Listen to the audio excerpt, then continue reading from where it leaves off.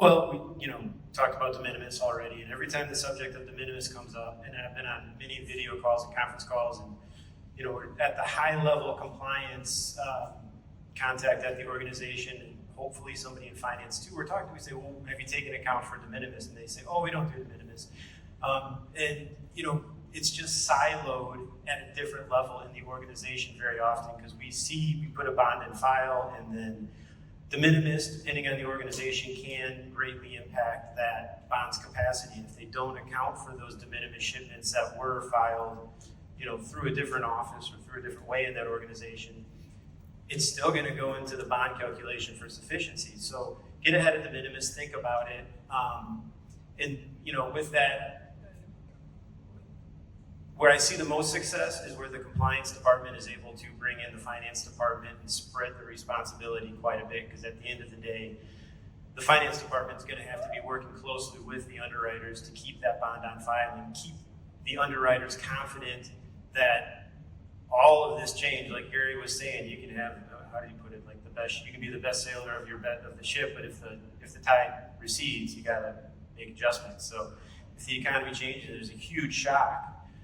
These underwriters are wanting to see quarterly how you're adjusting to these tariffs, because if the economy takes a massive hit, whether you're a great run organization or not, it's going to impact you, and they've got a lot of skin in the game. So how do you spread that knowledge and that responsibility out to the finance department? You do that by working with a bond provider that provides a ton of data, a ton of transparency, and really shiny, but really graphics and icons, like charts.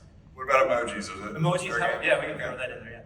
Yeah, maybe that's the next step. But from people that are not in compliance that you're hoping to bring in and get them on board, and get them to buy into the importance of the import bond. Because if you don't get them bought in, it's going to be 3 weeks before you have to increase your bond, and you're not going to have everything wrapped up, and it's going to get super stressful really quickly. And then you talk about unexpected fees, like possible single transaction bonds, which you can't even imagine with the volume you guys bring in.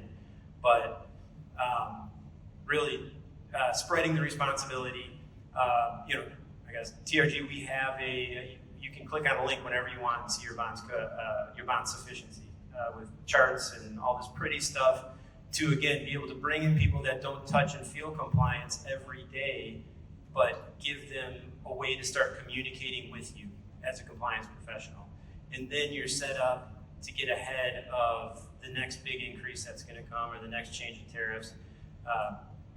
And that's where I would start with. Yeah, that makes a lot of sense.